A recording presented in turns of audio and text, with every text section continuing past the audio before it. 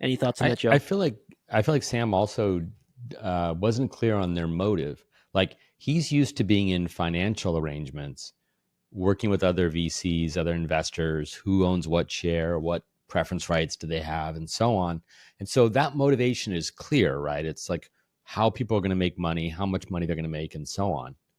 This motivation was very different. It was this you kind of hit it with the purity ring concept. It was like who's more pure on the idea of being safe, of not taking the risk of AGI running amok.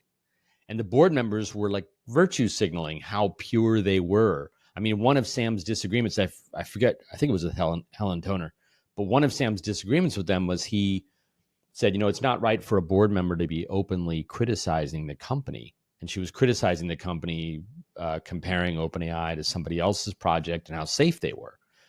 And that to me is just straight up virtue signaling. You're on the board of the company. Not only are you not supposed to say anything negative about the company, you probably shouldn't even talk on company matters in public. That's for a board meeting. Unless the board meets and agrees what you're going to say in advance. Yeah, pretty much. I mean, that's just part of being a board member. Anyway, and I think that might have set up the events that happened later, because you can clearly see the tension where Sam's saying, hey, as a board member, you should be, in favor of the company, at least not harming the company in public. Whereas their approach seemed to be, I'm signaling how pure I am about AI safety. And when it comes to a showdown, I'm going to go all the way in on AI safety. Not to mention some Machiavellian sort of activity in getting a majority on the board, right? I don't know that guy laughing. No, it's you nailed it. Like, also, I want to collect the salary on the board, and then I want to go off and attack this company, and I want to write research. Right. Also, making Anthropic look better and say they're a shining light and a beacon, even though Anthropic are a bunch of fucking hypocrites who released Claude 2 after ChatGPT came out. They are like, oh, ChatGPT is working now. Everyone likes it. Society has been destroyed. We knew that GPT-2 wasn't going to destroy society, but we're all against it. And it launched. Everyone's okay. Now that ChatGPT's out, I guess we can be fucking double dealing pricks and release Claude 2. Like, no, get your fucking purity ring off or stick to your purity ring and don't release anything at all. But no, they can't. This is all the guys are doing it fraternity defense. Exactly. And then another thing, and that's because of Doughboy, their CEO, that's his logic. And another thing about this is I was recording this shit. Shots fired. No, dude, damn right. I was doing episodes like twice a day when this whole entire drama came out.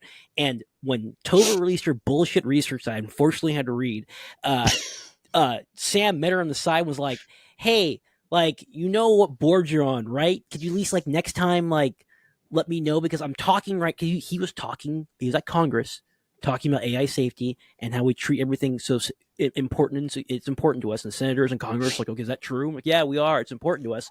And then she releases that around that time, and he's like, could you let me know? Because I'm like, I'm at Washington right now, trying to protect this company to make sure that you're still in the driver's seat to help with AI safety, and here you do this on the side. And then she admits she apologizes for being a fucking idiot and doing that.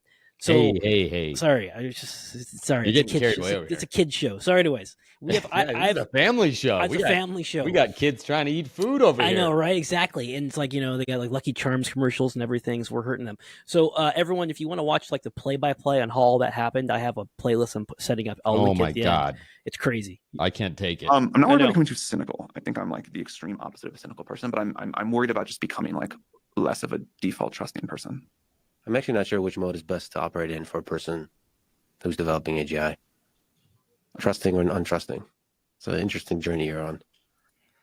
I thought Lex was all about the love. Lex is one of the worst interviewers out there. Nassim Taleb came out. No. Nassim Taleb. Tim Ferriss is still operating. Is really bad. Okay, so Tim Ferriss. Unfortunately, I worked on a book for him. Tim Ferriss was interviewing the guy Noah Keegan, who created SumoMe, and Noah was like, yeah, so we're walking on the streets of Palo Alto, and someone was in front of us, and I was talking to my friend and said, hey, who was the person who invented PayPal? I forgot their name, and what were they doing? And Noah was like, yeah, and then all of a sudden in front of us, the person turns around and goes, actually, it was me, Peter Thiel, and Peter Thiel was there.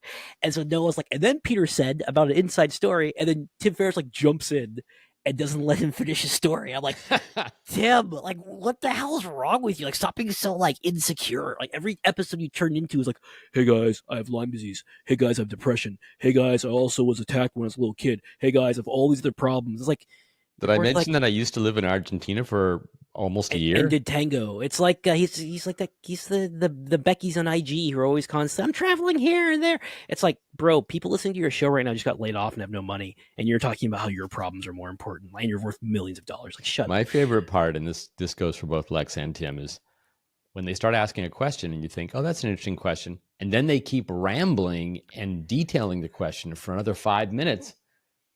I was watching Lex's recent interview with Jan LeCun, and Jan just interrupts him. He just answers the question after the first sentence, and he does it repeatedly. And I was like, that's exactly what people should do. Quit being patient and waiting for the end of the question and just answer. Exactly. It's just like, you don't have to, just get out of your own way. Yes, get out of your own way. Here and you've got this killer person you're interviewing. When we're talking about Jan LeCun for God knows how many hours. The edited version was 3 hours long.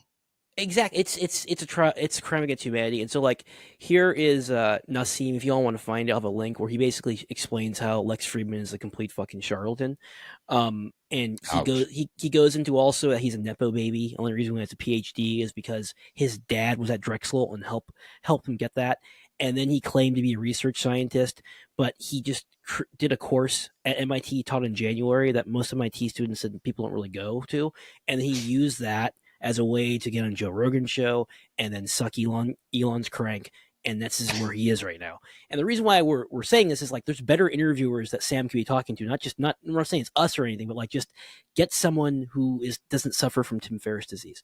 Okay, let's go to this here about why is there people on the board who are not technical? Technical savvy important for the individual board members. Not for every board member, but for certainly some, you need that. That's part of what the board needs to do. So, I mean, the interesting thing that people probably don't understand about OpenAI, I certainly don't, is like all the details of running the business. When they think about the board, given the drama, they think about you, they think about like, if you reach AGI or you reach some of these incredibly impactful products and you build them and deploy them, what's the conversation with the board like? And they kind of think, all right, what's the right squad to have in that kind of situation to deliberate? Look, I think you definitely need some technical experts there. And then you need some people who are like, how can we deploy this in a way that will help people in the world the most, and people who have a very different perspective. You know, I think a mistake that you or I might make is to think that only the technical understanding matters. And that's definitely part of the conversation you want that board to have. But there's a lot more Technical savvy.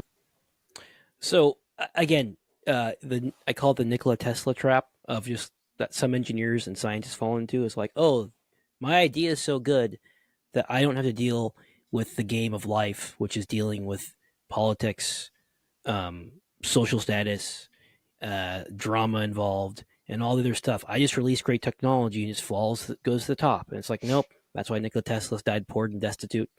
And also reminds me of a quote where Oppenheimer, he tried to like get more involved in policy and how to use nuclear weapon. And I think after he spoke to some politician and they're like, we'll take it from here. Like we got the rest. And so people understand, we did a review on the board. Sam and Brett Taylor picked these folks who were well connected in political circles across Democratic side. Also had big NGO experience and also had connections with different VCs and whatnot.